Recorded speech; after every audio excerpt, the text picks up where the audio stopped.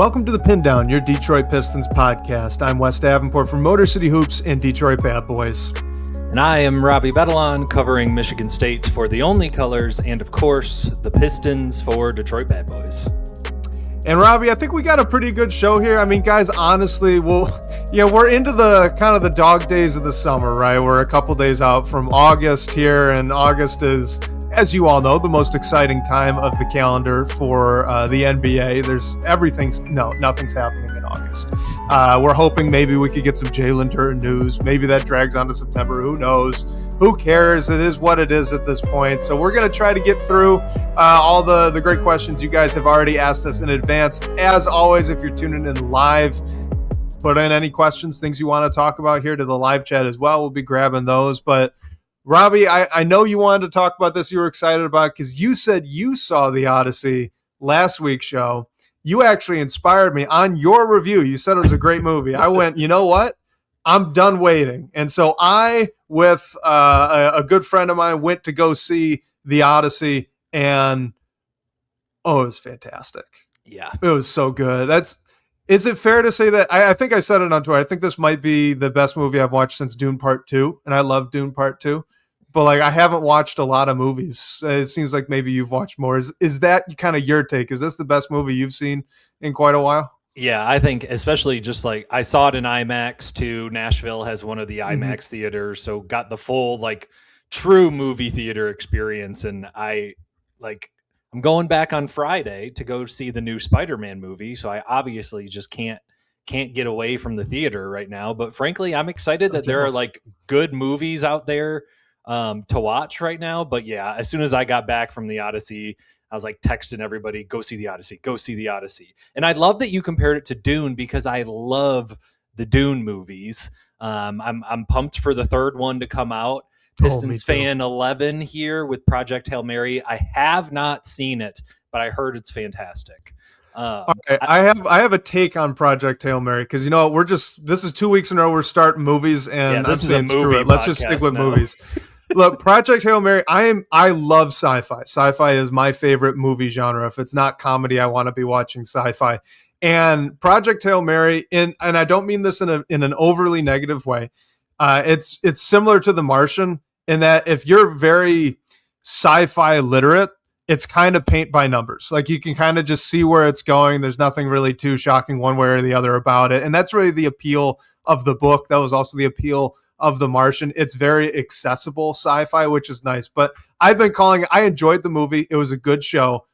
It's Star Trek without the philosophy. That's kind of what it is. It's but not flashy J.J. Abrams. But I like it. It was a fun movie. I enjoyed those sci-fi movies and kind of the apocalyptic ones. I loved The Hunger Games. It was the last time that I've watched, just those dystopian world things. And so last night I actually watched The Long Walk. If anyone's heard of The Long Walk, it's a Stephen King book. It's this dystopian film where they choose one guy from every state, and so these 50 kids, teenagers, kind of just walk forever until there's one person standing. You have to keep a speed up. It's a gory dystopian movie, but the reason I wanted to watch it is because the main character in that movie ends up being the new Black Panther for all my Marvel people. So now that Avengers Doomsday is coming out at the end of this year, I'm trying to dive back into the Marvel universe after Endgame. So I'm trying to pick back up. But yes, also very excited about the new Spider-Man movie tomorrow night. Dragging my fiance to go see that. So I'll have another movie review next week for the new Spider-Man movie. Ooh, all right. Silo is a great TV show from Apple TV. That was a good one. I enjoyed especially the first season of that because, I mentioned Project Hail Mary can get to a little bit of a paint by numbers sort of thing for me because if you've watched a million sci-fi movies, you kind of know where it's going.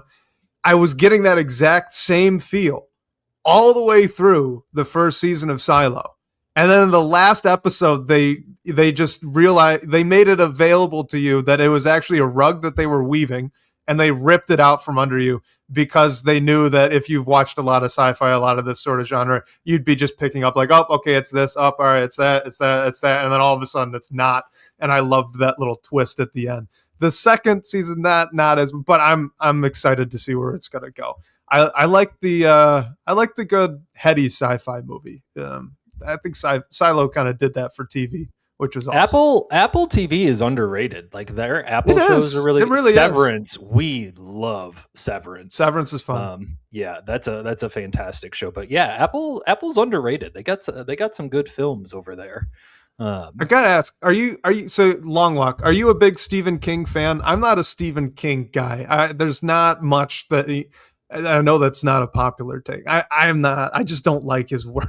I've not enjoyed as anything. Embarrassing as it is to say this, I have not read a book since college. I'm 34, and the last time I read a book were the Hunger Games series. Some would be proud of this. Not much of a reader. That's not a bad thing. I'm a math guy. Oh, there you go. Okay. So I am not much. We're on the opposite wavelengths because I came back from the Odyssey, and there's a translation of the Odyssey I've been meaning to read for like 2 years, and now I'm kind of inspired. Like, oh, maybe I might actually go do a timeless story. It's awesome. The other Stephen King film that I really liked, granted, he didn't make it, but a film about Stephen King's book, The Mist, I think is what it was called. Just like this fog it's like a horror movie. This fog takes over a town, and there's a bunch of monsters and whatnot in the fog. I think I remember the movie. Hide in a grocery store. And like a super downer ending for no reason. Extremely downer ending. Huge twist at the end. That is the other Stephen King movie that jumped into my head. Was Stephen King The Shining? Or whatever, the Overlook Hotel with Jack Nicholson. That was a good movie. We need some movie nerds in our chat to chime in and see if our... See, but that one, that was... who was the director that did 2001: A Space Odyssey? Kubrick. That was a Kubrick thing. And that's, I think, probably why it was so good, because he's Shining just unbelievable. Is Stephen King. Good call there. But Stephen King did a TV series of The Shining because he didn't like the movie, and it was terrible. So I'm totally right to be giving Kubrick the credit for that one. Have you read? Oh, you said you haven't read it. If anyone's read the Book of Basketball by Bill Simmons, I don't know. It could be interesting. I might. It's usually not my kind of book, but maybe I'll give it a go. Not much of a book guy, more of a math guy. And granted, I know you're an econ guy. So recently I wrote a post on Detroit Bad Boys, did my best to predict the Eastern Conference standings by the end of the year. If you haven't read it yet, go to Detroit Bad Boys. That's up there from a couple days ago. I ended up having the Pistons third, so feel free to comment if you agree, disagree. But Wes, we got a really good question, which I kind of geeked out about. So I kind of want to nerd out a little bit on this question. This came from Sparma in the DVB comments. And so after Sparma read my article, and then he started talking about this of just like, what do you think is the best or the most accurate method for predicting, or just in general from the past few years, kind of what has been the best? And so as soon as I saw this, I was like, oh, I cannot wait to hear Wes's answer when it comes to like the econ side of things. So quick story. When I was a math teacher, this was, several years ago at this point, but DraftKings, FanDuel had just come out, and my friend Josh and I, we made our own Google Sheet. Go figure. Here's another Google Sheet situation. But basically, we loved betting on college basketball every day. And so what we ended up doing is we kind of created our own model. And granted, the model was just averaging other predictions. And if you're a college basketball fan, I'm sure you've heard of like Bart Torvik, Ken Pomeroy, those kind of guys who make their predictions and have their own models and whatnot. So we basically would input whatever the spread was. We would average all their predictions, and then we would try to see if there was an edge on the line.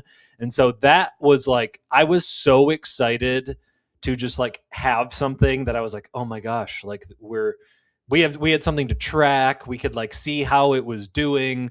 Sometimes if the edge was too big, it was like a bad play, but if it was a slight edge, it would be a good play.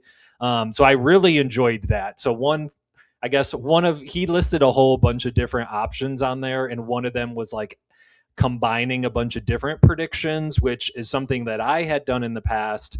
And then he also asked about Vegas lines. And I get nowadays, especially like I'm tired of seeing prediction market stuff everywhere. And I get that people are, like the NBA is banning people from betting on games. And then the next, you could get a commercial break with a DraftKings commercial. So a lot of it is extremely hypocritical. But I do think nowadays, like Vegas lines are kind of my go-to prediction. And so I think about it from a expectation standpoint. So like if I'm about to watch a Lions game and I see Goff, is his over under is like 299.5, I'm like, okay, they think, the passing defense of this team is terrible. Like Goff might go for 300 yards. Or I've enjoyed it from looking at the total. Like if you're looking at a football game that has a total of 41.5, you're like, okay, this is going to be a defensive game. Sometimes they even get to the 30s, right? If you're thinking of like a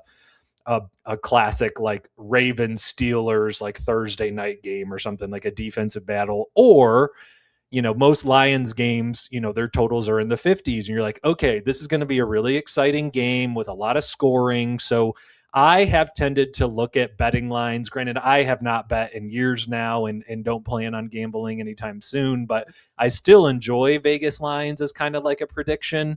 So with my kind of rant being over, I am so curious from your econ side, and your put your professor hat on, and let's talk your side of econ man. predictions. I don't know. I don't know how many listeners want to get the professor side of things, but I mean, I could go first though. What was the success rate? What was your hit rate on the model you guys created back in the day? It depended. So we would keep track. So the next day we would record, I think it was like every half decimal. I did like intervals of every half decimal of how far away it was from the spread. And then we would record it. So every little half interval kind of had its own win-loss record. And so that's how like we either knew to stay away from those bets because usually if the difference was too high, that meant, there was an injury or there was like way more money on the other side. So we found the sweet spot eventually. So it depends on the interval, but yeah, we had some success. Oh, cool. Well, that sounds fun. And then like, obviously aggregating different predictions from very, very knowledgeable experts is obviously a good idea to do if you're trying to really dive into predictions like that. So when it comes to Vegas lines, when it comes to prediction markets, betting markets, you said earlier, like you see Jared Goff's passing number over under at 299.5. So you think that means that they think the other team's defense is bad. It is helpful to remember that there is not actually an individual or even a small group of individuals. What makes betting lines, right? Well, they've got their own algorithm, but what Vegas does, and this is using a lot of generalities. So there's, I'm taking liberties here, but super high level. Vegas has early bettors, really high rollers. They get in there early and they start putting their money down. Yeah, yep. They're sharp. It's a select group. And not only are they moving a lot of money, but because they're moving a lot of money, they're also very hesitant, right? So they're very careful with the money that they're deciding to put down. So that makes them fairly knowledgeable bettors. Those are effectively who sets the lines. It's these early bets along with some sort of proprietary algorithm, as you mentioned, right, to kind of level things on out and try to tilt it back towards the house. And then as betting lines change around the spread, what you're seeing there is, well, okay, maybe the early bettors thought Jared Goff was going to be at like over under 279, but then a ton of people, once that line went public, started taking the over. Well, now we're going to hedge. So now Vegas is going to raise that line up. So what you're seeing with betting lines moving is actually a relatively informed average position of what people who have a lot to lose think is going to happen. So if you guys wanted, I could put in there. There's a good series of articles from an economist, Brian Kaplan, who is at George Mason University, basically looking at this thing that we call rational ignorance and rational indifference, two very related, similar topics, but not exactly the same. The point is that when you have more to lose, you tend to be more discerning with the decision that you're making. You're raising the cost, raising the stakes.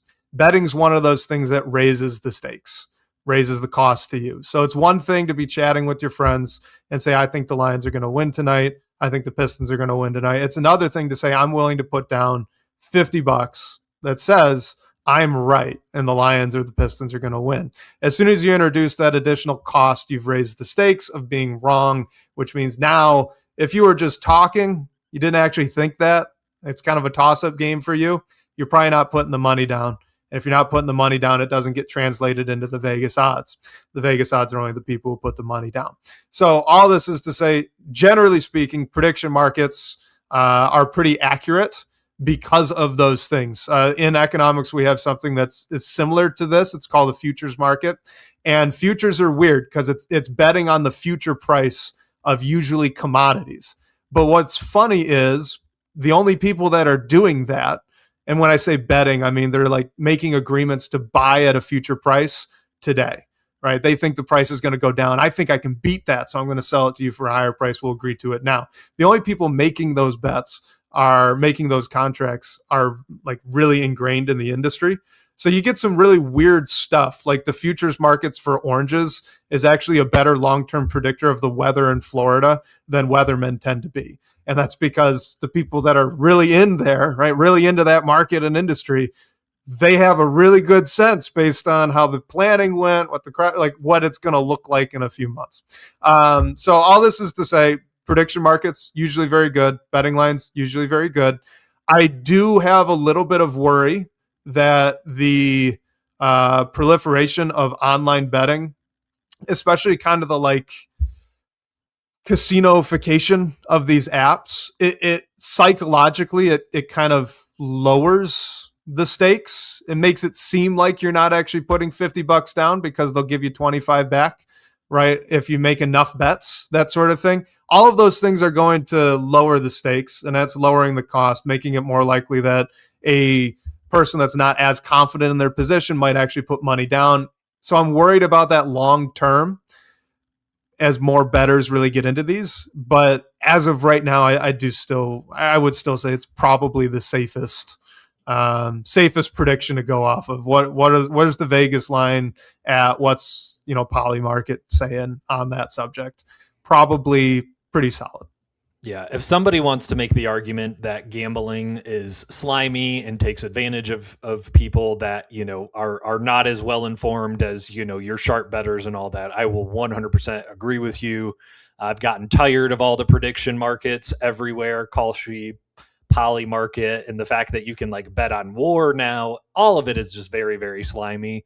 I will say I've enjoyed, let's say the Pistons play somebody tonight and, I want to know like, okay, how competitive is this game going to be? And I see like, oh, the Pistons are favored by double digits. Like, okay, this has the potential to be a blowout tonight, and then maybe I check at 5 p.m., like an hour or two before the game's going to start. And then the spread is only like 5 points towards the Pistons. And I'm like, ooh, okay, why did it drop? Is it dropping because people are hammering the opposite team? Is there an injury? Like, is somebody going to sit out? And now that they're out, that the spread has dropped. So I have gone away from gambling, and I have gone. I'm now using spreads, over-unders, things like that to just give me like a mental preview, an expectation of kind of like what Vegas predicts the game is going to be like. And frankly, if you're somebody that, pays for all 30 teams on NBA League Pass or something, like you may use betting lines to find a spread that is maybe within 1 to 2 points. And you're like, okay, this may be the most competitive game of the night. Or maybe their money lines are both roughly minus 110 or something like that. Tells you it's going to be a pretty even game. And what would be, if the Thunder are playing the Bucks or something and the Thunder are favored by, 15 and a half points, you're like, okay, I kind of already know how that game's going to go. I'm going to turn on a different game. So I do think there's value in using Vegas lines, in using prediction markets and things like that, just from like trying to understand or preview how a game is going to go. But I know that some people have a real passion for being like anti-gambling and in anti-prediction markets and whatnot. And I'm totally on board with it if that is the case. And maybe they've skipped through this part of the conversation at this point. Yeah. But I do enjoy them from just like an expectation standpoint. Yeah, look, I mean, I don't know the last time I gambled in any capacity. It is interesting.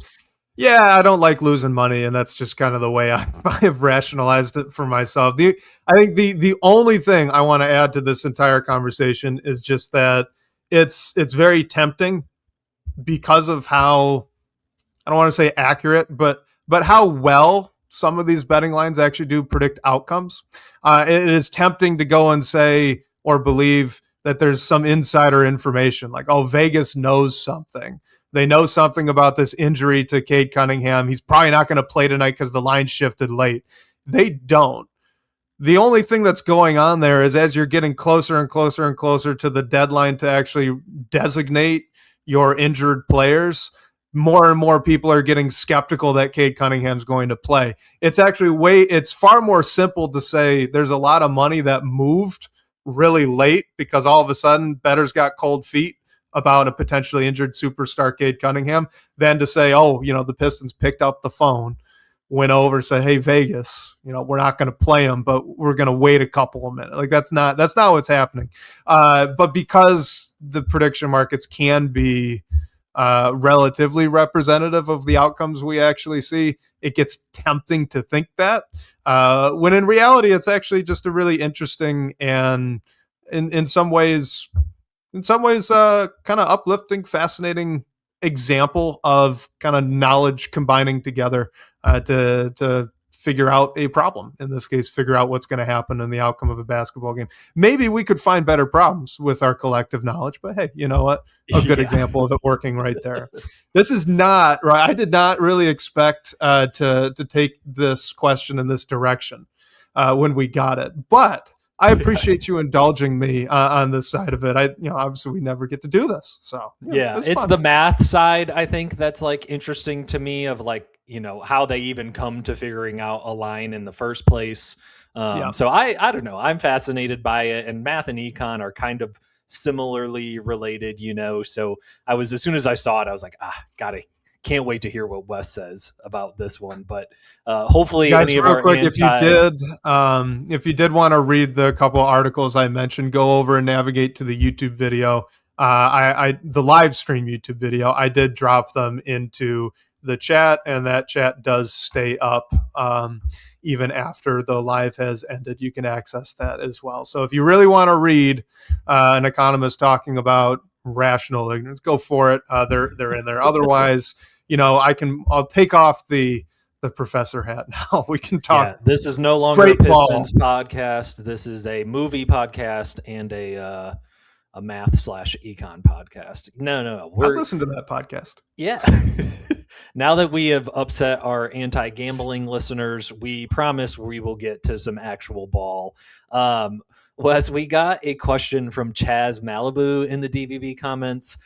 He said, when will DeMar DeRozan sign with the Raptors so we can all put this nightmare behind us and be at peace again? I am going to assume he just wants to know our opinion of DeMar DeRozan on the Pistons. We have had this conversation like here and there in our DBB Slack, but I'm not sure I know exactly where you are at with the idea of DeMar. So why don't you go ahead and go first, and then I'll give mine. Yeah, for sure. I'm pulling up the stats that he had last year. So DeMar DeRozan last season, 77 games, 18.4 points per game, 2.9 rebounds, 4.1 assists, almost 50% from the floor, 32% from three, and 87 from the stripe. He was a 52% effective field goal percentage player, which, if you'll remember from an earlier conversation we have had about Ibuka Corey, when you're looking at effective field goal percentage, you'd really, for a guard, you'd like that to be closer to 60. So he's not all that efficient of a scorer, which, if you have followed DeMar DeRozan's career, not all that new or noteworthy. That's just kind of what he's been.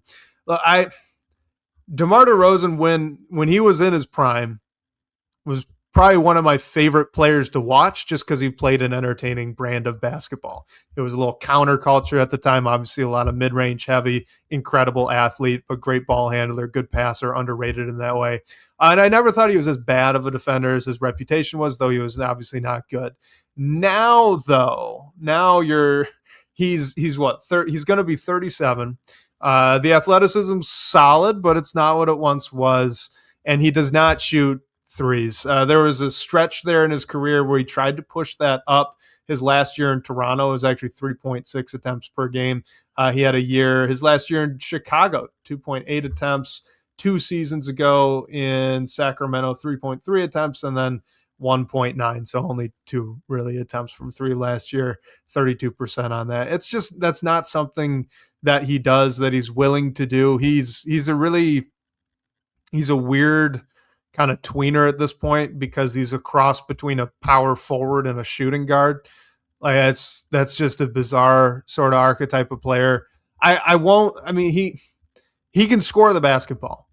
So if you want to say like the Pistons need more punch, bring in DeMar DeRozan on a minimum contract, have him come off the bench and be a scorer in a lineup that's going to have a decent amount of spacing for him to operate. Like I get the idea, I get the vision there. I personally would rather have those minutes go to Ron Holland just to like see what the Pistons have there. I wouldn't necessarily want to take that opportunity away from the 21-year-old to give it to a 37-year-old player on a minimum contract. I guess I was just like, I wouldn't want to do it. I would be largely out on the idea of DeMar DeRozan. But if the Pistons did do it, or if you were a fan that really wanted to add DeMar DeRozan for that scoring punch, a little bit of self-creation, a little bit of playmaking for others, like I get it. I understand the perspective. I'm just not there with it. I think you're in the same boat, right? Yeah, I'll even take it a step further. Like, I'm so out on the idea of DeMar. I do not want him on the team. It feels like he just has to have the ball in his hands at this point.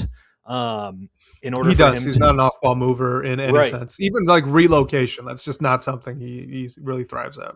And I think your point of like, one, if he wants to come here, he's coming off the bench, and with him being 37 or whatever, he's just slowing down. And I think he kind of has been forced to guard power forwards because I don't think he can guard anybody 1 through 3 at this point.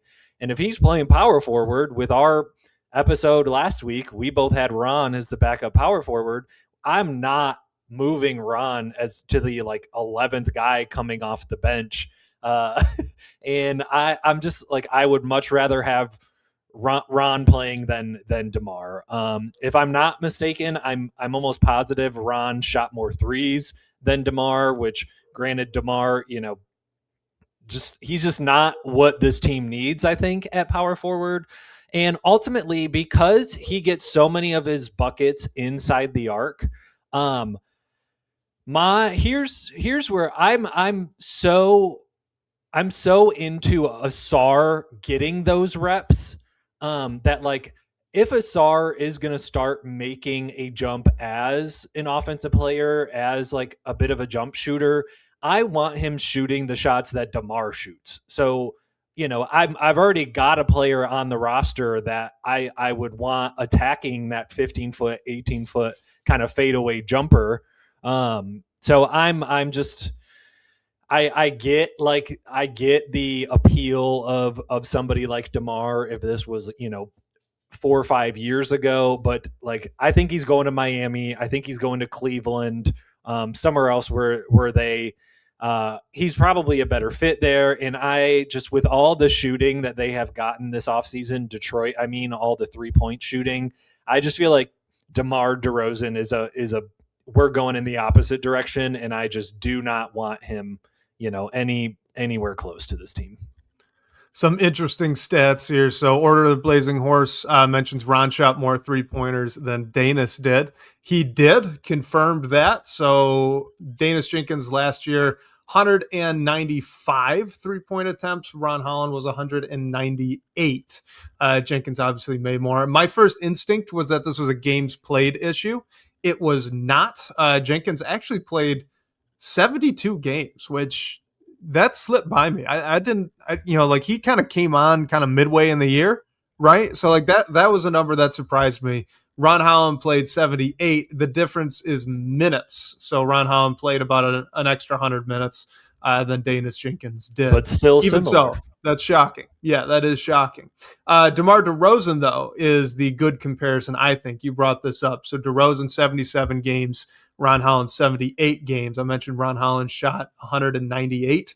DeMar DeRozan, about 50 less 3-point attempts, 147.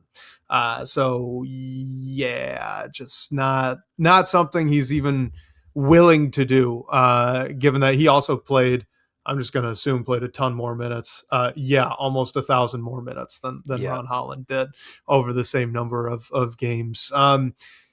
Coach Casey does know DeMar DeRozan, and Dwayne Casey is still part of the Pistons front office. Here's my thing with DeMar coming off the bench. If he has to have the ball in his hands, that means the ball is not in Okori's hands. It's not in Danis's hands. And I would much rather, if it means DeMar has to have the ball and then those guys lose some on-ball reps, Ron Holland is losing minutes, I would rather all three of those guys play over DeMar, given they also have a skill set that I would rather have on this team than DeMar does. Ron, I'm hoping the 3-point shooting comes around. We'll see if he ever gets there, but he's at least a chaos causer on defense, whereas DeMar is a traffic cone.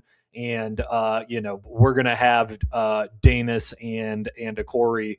I'm assuming Danis will be on the roster for the foreseeable future. I know that he's got one more year and then he'll be a restricted free agent. But I'm just like, give the ball to the young guys and let's see what they can do. Let Ron shoot some more corner threes. Let's see if he can get, into those mid 30s from the corner. I'm just so much more on give it to the young guys, and DeMar just probably needs to go somewhere else. Yeah, I mean, honestly, that's kind of the takeaway of the whole offseason at this point, right? I mean, like, look, it seems like the Pistons did try to make a big move, right? It seems like they tried to bring in, like an Austin Reeves or something, right? They went for it, and it didn't end up happening. So where did they pivot? Well, they pivoted to what further steps can these young guys make? The biggest question, I think, on this roster right now, and we've talked about a few of them. We talked about the ball handling. We've talked a little bit about the shooting. I think it's better, but that's still going to be a question hanging over this team until it's proven to not be one. And then we've talked about the Tobias Harris of it all. I think that's the big one for me, because when you looked at what this team did last year, if Cade was really being pressed, if they just, late in the shot clock, they needed a bucket, it went to Tobias in the post. Who's going to take that on now? It should probably be Jalen Duren, but will it be? Right? Could it be John Collins? I'd be skeptical. I'd be worried about that if it was. Also but it skeptical. Be, right? If it's Asar Thompson, like, that's a little bit scary too, but maybe it could be. Could it be a rookie, right? Could it be a Buka Okori? Could it be a Dan? Like, that's the big overarching question, I think, to me right now. And as Pistons fan 11 has said, kick the can to the deadline. I agree. Yeah, I think they went flexibility here, and then said, we're going to put our couple of young players in a position to take over that role. And hey, maybe by the time we get to the deadline, now we're not actually looking for like a number two who can handle the ball. Maybe, I don't know, maybe it was Ibuka Okori, since Pistons fan 11 brings it up. Maybe it was Jalen Duren figuring out that he can do what he wants in a mid-post isolation facing up to the rim. Like, maybe that's your backup offense there. Like, it could be. So I think that they're invested in figuring that out at this point, and it'll let them make an informed choice there at the deadline with the type of player they need to go after. But DeMar DeRozan doesn't help that. Yeah, DeMar DeRozan would be the Band-Aid. Yes, I'm going to bring up another movie because this is now a movie podcast, but this almost reminds me of a Moneyball situation of like, hey, you can't Replacement play, aggregate. yeah, you can't play that guy at first anymore. Like he's not on the team. I almost feel like Trajan didn't go, well, he did try, but like at this point it's like, hey, we didn't get Cade's second option or like second star, whatever it is that you want to call it. So right now, your options are Duran and Asar in the starting lineup. Like JB Bickerstaff. Sorry if you were looking for somebody else to give Cade some relief, but hey, let's sink or swim with Duran and Asar. If Asar's handle can tighten, can he knock down that 15-footer, be a little bit more aggressive on offense? Maybe he can help there. I'd like to see Duran in a little bit more of a playmaking role now that he's basically the second option on this team.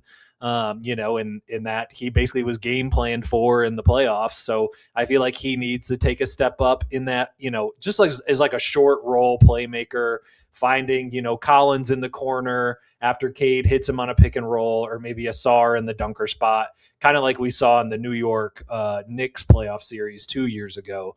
But I'm down for it. I'm down for like riding or dying until February with Asar and Duran and kind of that secondary playmaking role. So I'm cool with it. Yeah, one way to look at it would be the training wheels are off, right? I mean, you're going to pay Yep. Duran a large contract here, even if it maybe is not as large as he would want it to be. You're going to pay Asar Thompson a large contract here, and you've just taken away the safety blanket. You've taken away the safety net for the offense, and so you guys are going to have to figure it out. And that can be quite informative if you're thinking about paying these players, already going to be paying one of them, thinking about paying the other one as well. So there's some good that can come with that. It also could not go well. I don't know. We'll Yeah, see. But we will I'm see. intrigued to see how it turns out. So you mentioned two things that we could transition into here.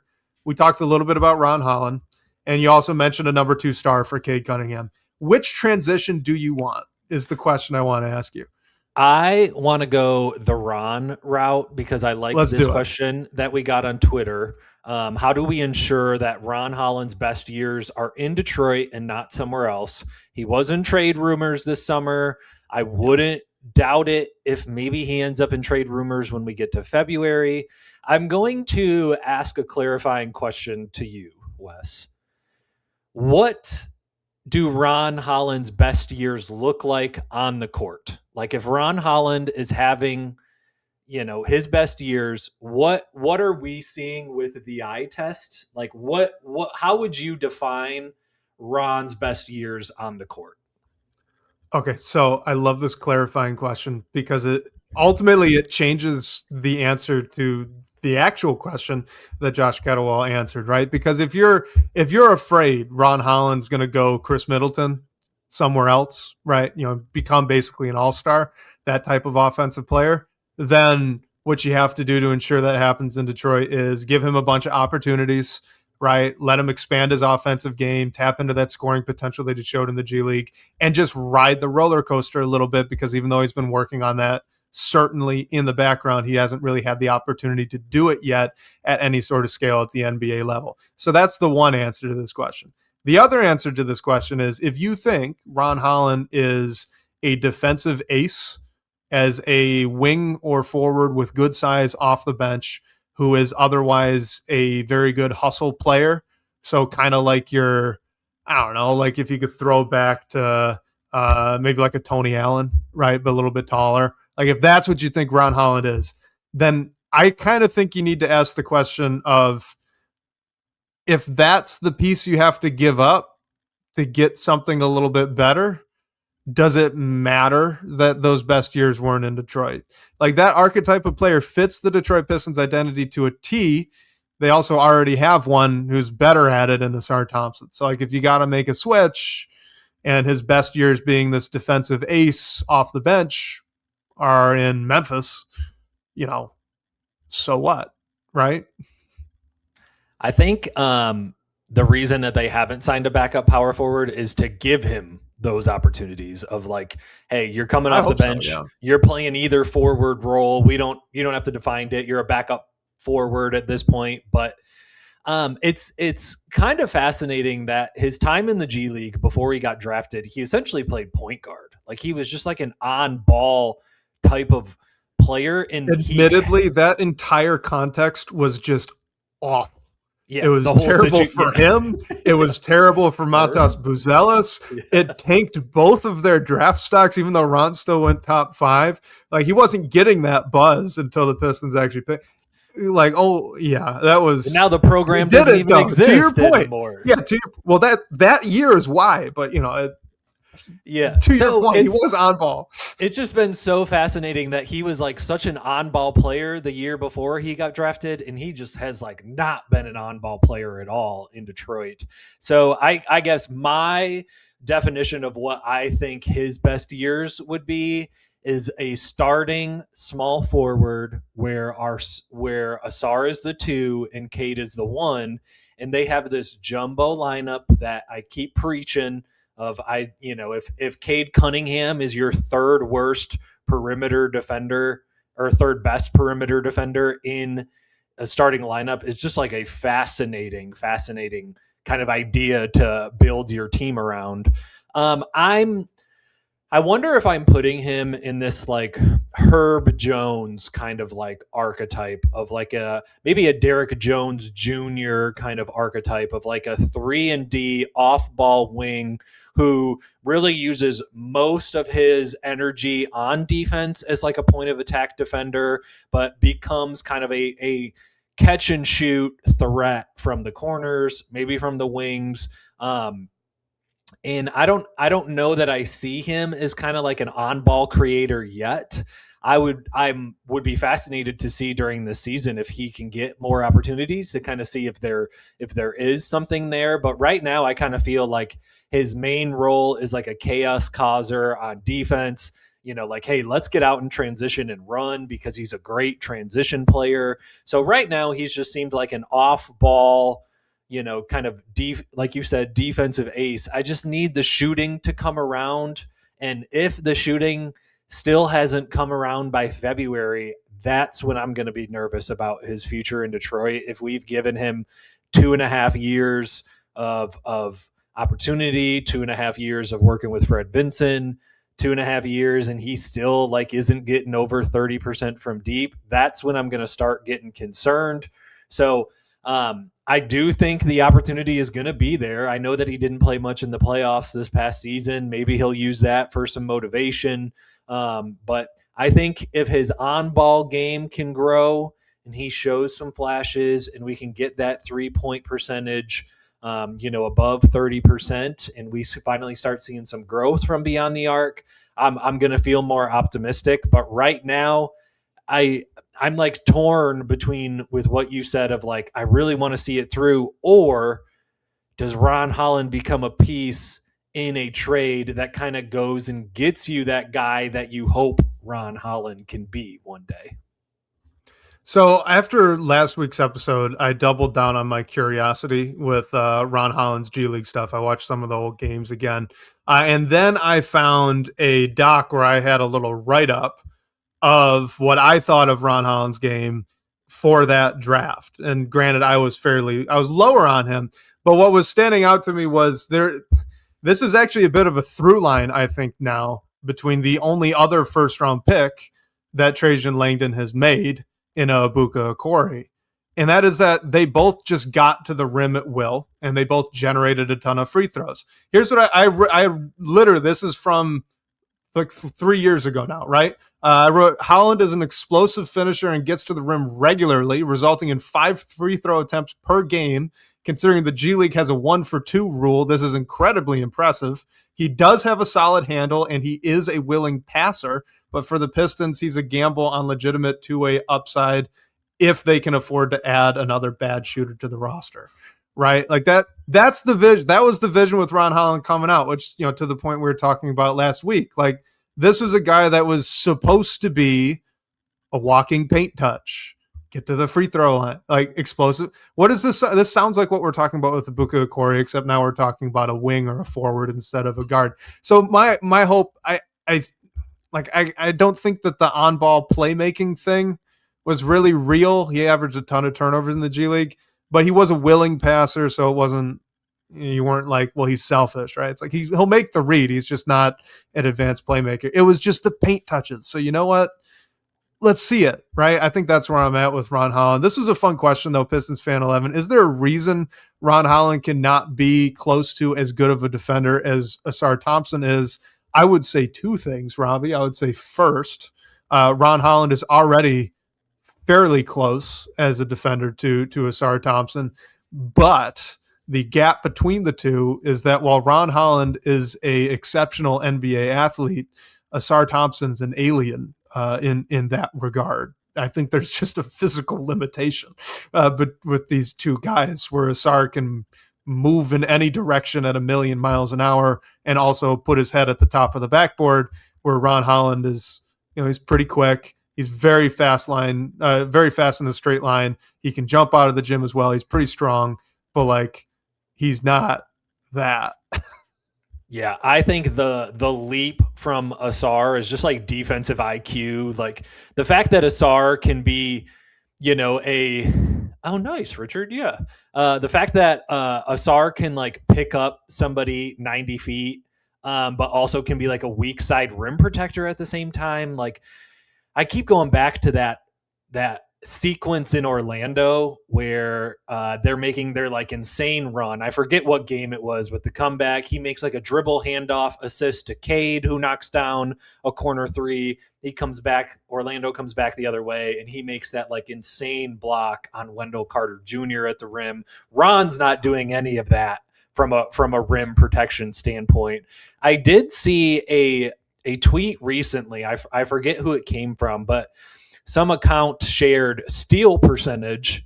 It was the top 10 in steal percentage, and Asar was number 1 and Ron was number 5. So from like a perimeter defense standpoint, from like a chaos causing standpoint, I think they're right there with each other, which is kind of why I like want Ron. I wish we had a 4 on the roster so that Ron could kind of be more of a point of attack defender. I guess he still could kind of do that.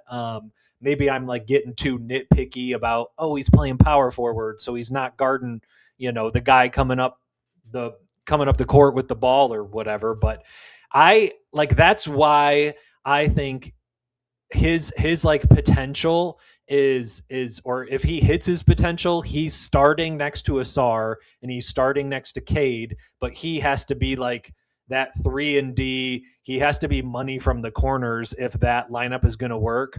But the amount of chaos that them two, the 9 to 5, the chaos that they would be causing with Cade Cunningham as, your third best perimeter defender, that is such a fascinating lineup to me, and one that I feel like just embodies like the city of Detroit, kind of goes back to the bad boy style of just being super physical, super defensive. But I just think Ron has to come around with the 3-point shot, and who knows if that'll happen, but we'll see. Ron Holland would get so much more love as a defender nationally and even in the Pistons community, in my opinion, if there weren't just such a natural and obvious one-to-one comparison for another player who's roughly a similar body type, plays roughly the same position, and just happens to be probably just the best perimeter defender in the NBA presently. Right. Yep. Like if Asar Thompson's not here, we're all talking about how great Ron Holland is defensively, and we'd be right to be doing it. All right. There was a good question here from Jeffrey Mercer asking about a surprise number 2 star. So what player do you think that is currently on the roster, not including Jalen Duren, that could surprise us all and become that number 2 star next to Cade Cunningham? You know what, Robbie? I want you to take, if you're gonna take the Asar Thompson route here, you got to really back it up, because number 2's got to score. I have two. I think it's Asar. Look, I think I'm higher on Asar as an on-ball baskets, and he will this season. Okay. I think, similar to the Moneyball theory, sorry, JB Bickerstaff, you don't really have a second ball handler in the starting lineup. It's going to be Jalen Duren. It's going to be Asar Thompson. I'm willing to sink or swim the first 50 games heading up to the deadline with Asar as a secondary playmaker. I just think his ceiling is the highest of anybody else on the team except Cade Cunningham. If Cade is your captain of the offense, Asar is your captain of the defense. He is the second most important player on this team. As much as Jalen Duren was fantastic last season, he's a 20-10 big man. I just think Asar has the most room for growth as opposed to comparing it to Jalen Duren. I'm just willing to like give Asar more on ball reps and see what happens. He may shoot 30% on mid-range shots, and we're like, okay, maybe we really do need to go get this second star at the deadline.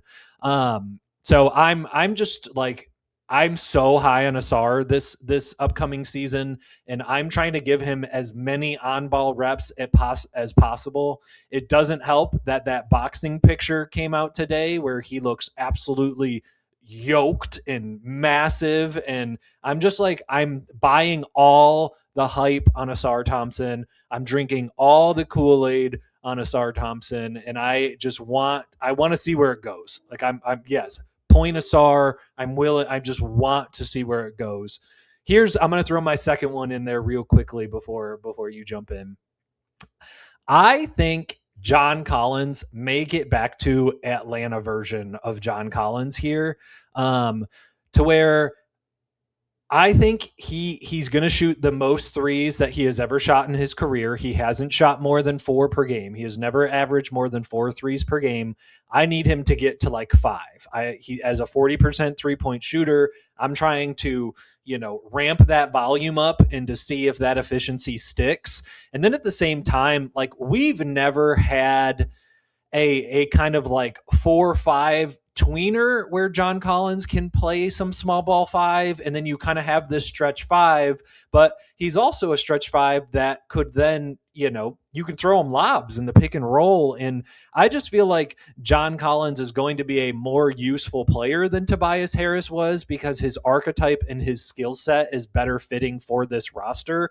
So I felt like the easy answer for this question was Asar, but I'm going to throw somebody else out there other than Asar would be John Collins. And like, he averaged, I think 13, 14 points per game or something last time, but I don't see why he can't get to like 17, 18, and maybe Duren's averaging like 17, 18 at the same time. So my other answer would be John Collins.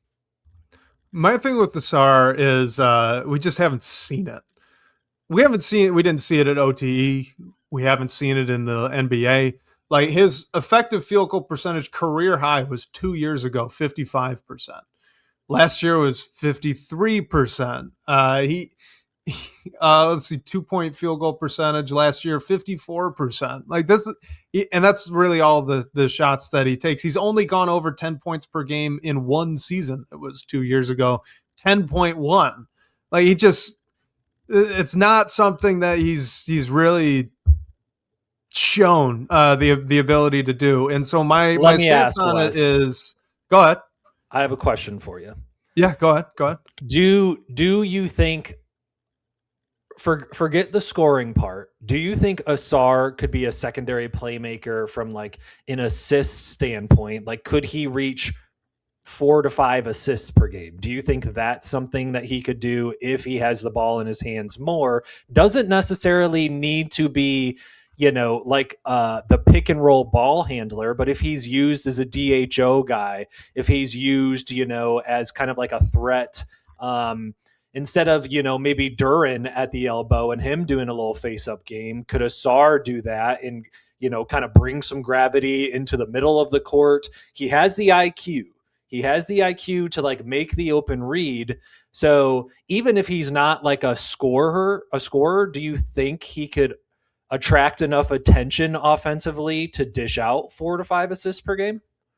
So I just went to look at what I'm not sure if he's even reached Green. 3. Yeah. So like a Draymond role. So he assists per game last year was 3.1. That was his career high. The reason I bring up Draymond Green is because if you are Just it's not necessarily the archetype of player that Asar Thompson is. That would be the wrong way to put it. But the way that Asar Thompson struggles with the ball in his hands is very limiting as a secondary playmaker. He does not. He's a little high.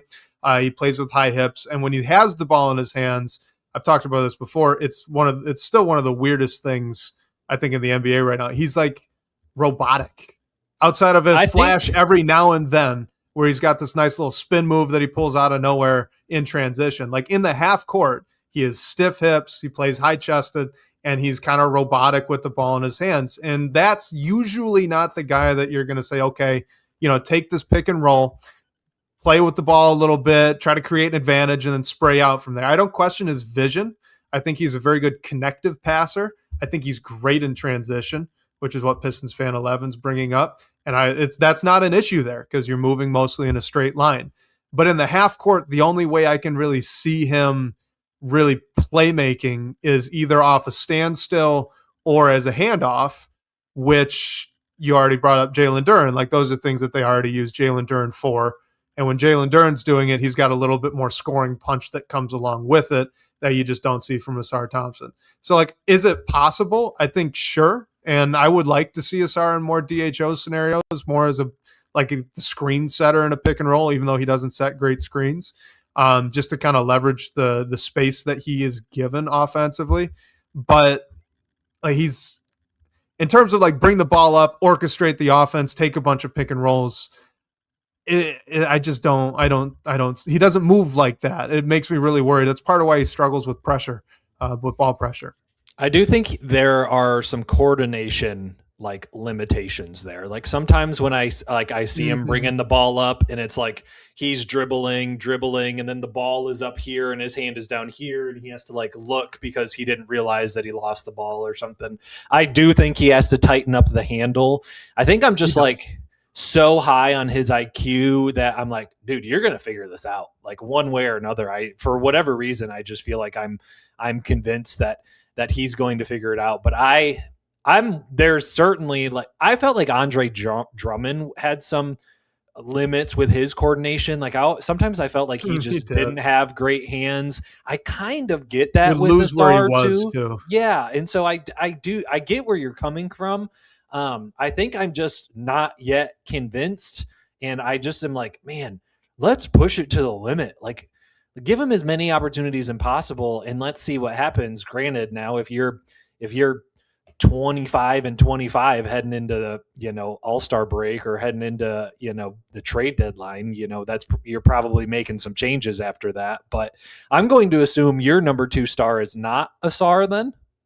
It wouldn't be, and I'll transition here, but Pistons fan 11 says use a Corey to teach Asar Thompson how to dribble, use all the dribble tricks. I do want to make one thing clear. This isn't like, to me, I don't think this is a skill limitation for Asar Thompson at all. I think he can become a better ball handler, and I would like him to become a better ball handler. I think it'd be great for like the rip and go, that kind of Giannis attack drive, right? Kind of the rampage dribble where your guy's guarding you from the paint, you get the ball on the wing, and you just go to the rim and figure they're going to get out of the way, or you're going to make a nice little kick out pass. Like that's something I would love to see out of Asar Thompson more, especially with how athletic he is.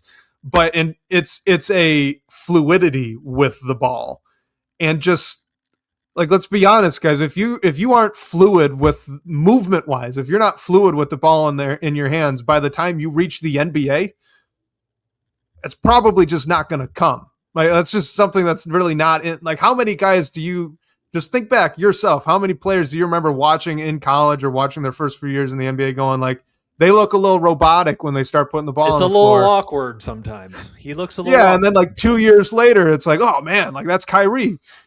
No, it just doesn't happen like that. I will say too, this is something I used to say about Jalen Duren's defense. Say, well, if you were a guy in your first couple of years in the league, if you were not a good defender, very rarely do you just magically become a good defender. And damn it, I was wrong about Jalen Duren in many, many ways, but I was not wrong about that. He's still not a very good defender. I think he's gotten a lot better. I think he's much closer to neutral now, but he's still not locking down the paint. You're actually asking Asar Thompson to do more of that. So point is, that's more of my concern with Asar That wouldn't be a concern though with Ibuka Okori, and I'll be just totally honest with you. I think if the answer to that question is not Jalen Duren, right? The question took Jalen Duren off the board. Who could be the second star?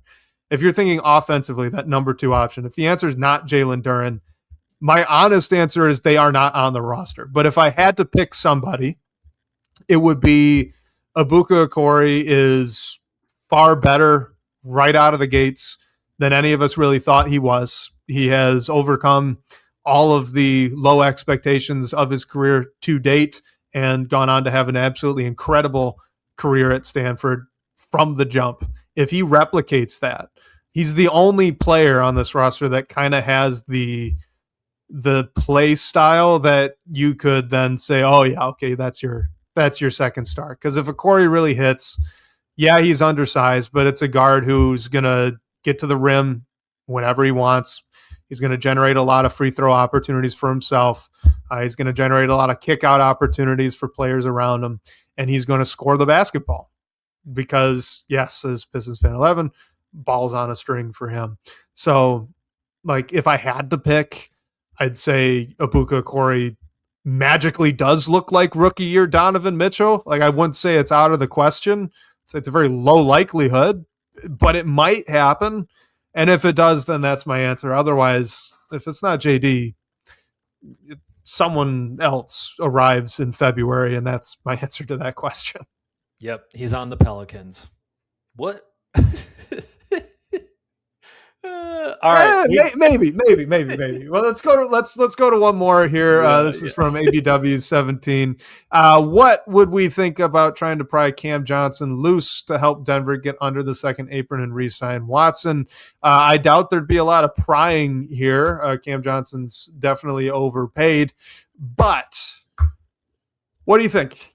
So ABW listed in the rest of that, he kind of proposed his own trade with Zeke Naji coming along with Cam Johnson. We sent Duncan Robinson out as well as a first. I would assume if Denver is giving Zeke Naji to a team, picks are coming with that to take on that contract of his. And right now they're the only team in the second apron. So like if we're going to do them favors, I need picks coming with it. I'm not sending picks out to help Denver clear their cap space. I like the idea of Cam Johnson. I like the idea that he can kind of be this 3-4. And if Duncan is off the team, I feel better about our forward room. If it's Asar, Collins, and then Holland and Johnson, it just makes me feel better from like a balance standpoint. Instead of feeling like Duncan or Kevin Huerter kind of have to play small forward at this point. He is on a 1-year deal. I get the appeal of it. I think if anything, so Peyton Watson has been starting to grow on me, but I think you're going to have to give up assets for that. And then I also think like Duncan right now is the main guy that has to be sent out in any trade, like just from a value standpoint, from a contract standpoint, like he's just the default guy. I felt like Stu was that at the beginning of the season, where it's just like, man, I think the writing's on the wall that like you're kind of on the trade block. You're number one on the trade block right now if we're making a move.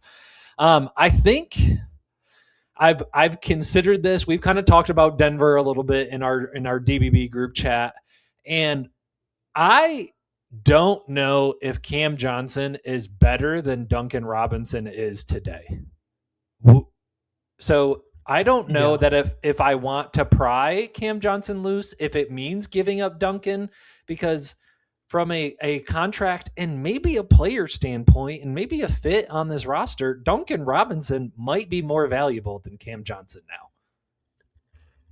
I would agree with that. I think that Duncan Robinson's movement shooting is not something that Cam Johnson brings at the level that Duncan Robinson brings it. But the bigger issue to me, and I don't want to be dismissive. Yeah, it's injuries, because Cam Johnson's a very talented basketball player, but he's going to be 30 years. He's going to be 31. Actually, at the start. I'm 34. Wes, what does that mean? Well, I'm 28. Yeah, we're all old men now, Robbie. That's how this goes in the NBA. But my point, he's going to be 31. He missed a ton of last season, and he hasn't played 60 or more games since 2021-22, and he has a history of lower body and back injuries. I just Maybe you're getting 50 games out of him. Yeah, like he's older than you think because he was a like a late career prospect when he came out. He's got a bunch of injury history. He's not really an on ball guy. That's something he can really do.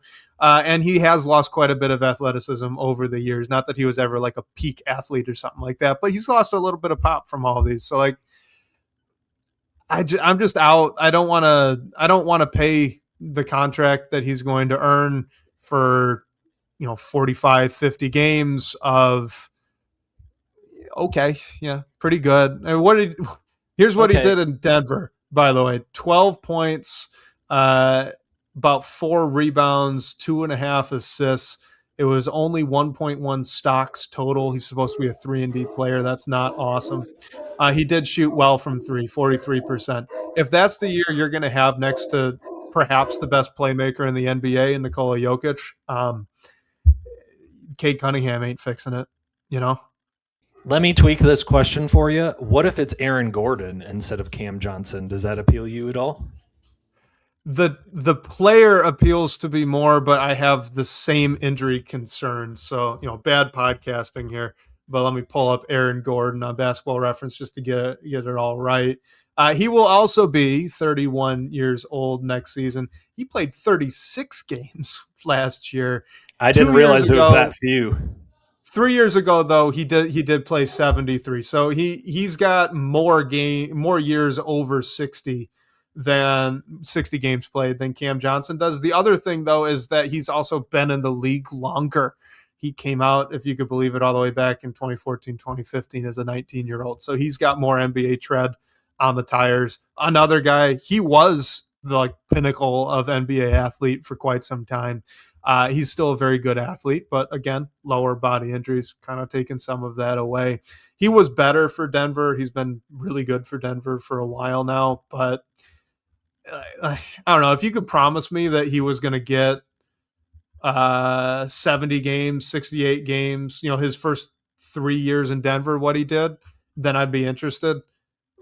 I just don't think that that's going to happen. So, yeah.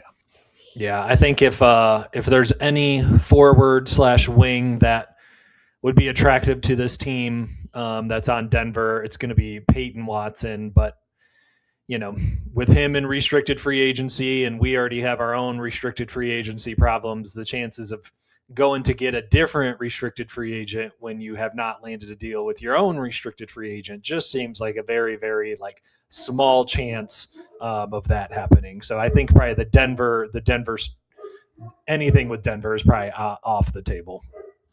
Yeah, and I think the other thing too to keep in mind with, honestly, a lot of the names that are going to be kind of thrown around at this point, this late in the offseason, is just how much of an upgrade are they really over John Collins? No one's going to be taking Asar Thompson's spot here. So if you're going to go and pay big money for Peyton Watson to try to steal him from Denver and get him into Detroit, is he really better than what John Collins was doing for the Clippers the last couple of years? I don't know. Maybe it is. He shot more threes and at a higher percentage. That's true. I think he's a better defender. He's also a lot more perimeter oriented. John Collins gives you a little bit of that 4-5 versatility. Peyton Watson would not. Is this really the guy that you want to send a bunch of money to and have him take over that 4 spot long term? I just don't know.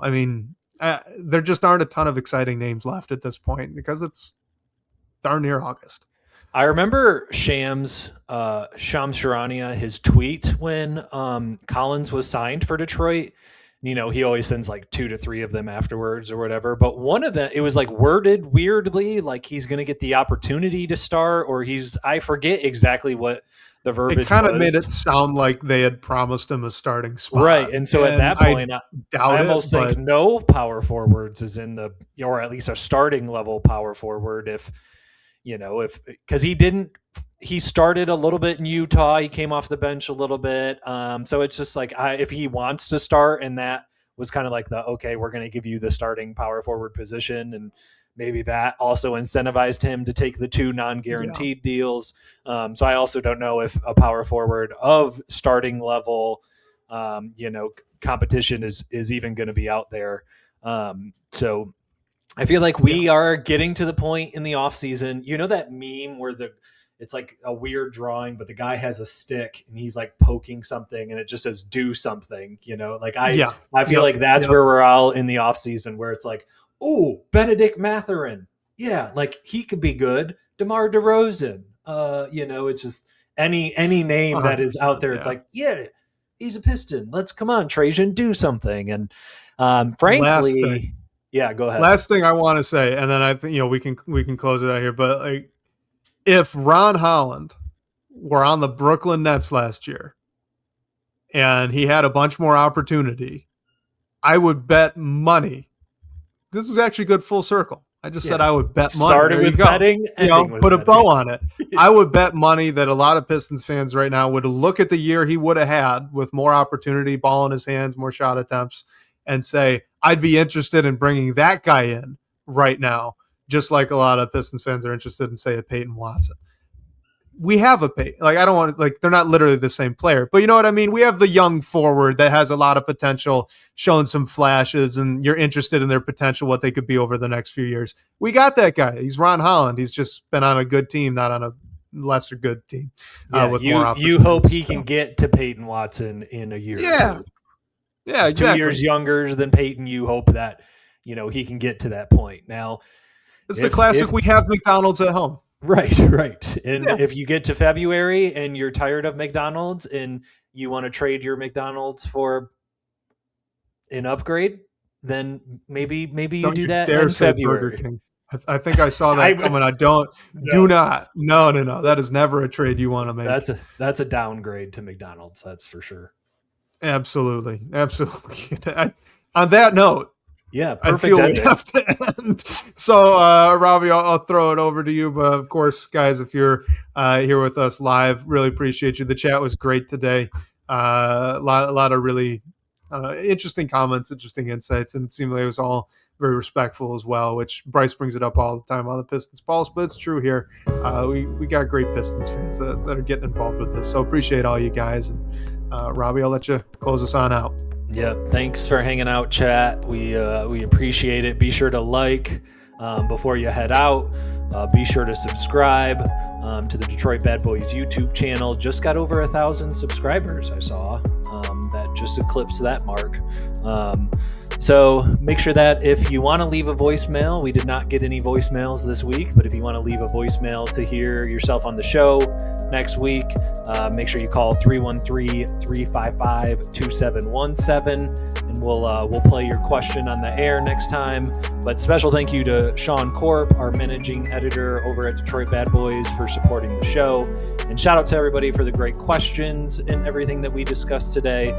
We'll catch you next week, whether on your commute or live with us over on YouTube. We cannot wait to talk more Detroit basketball with you.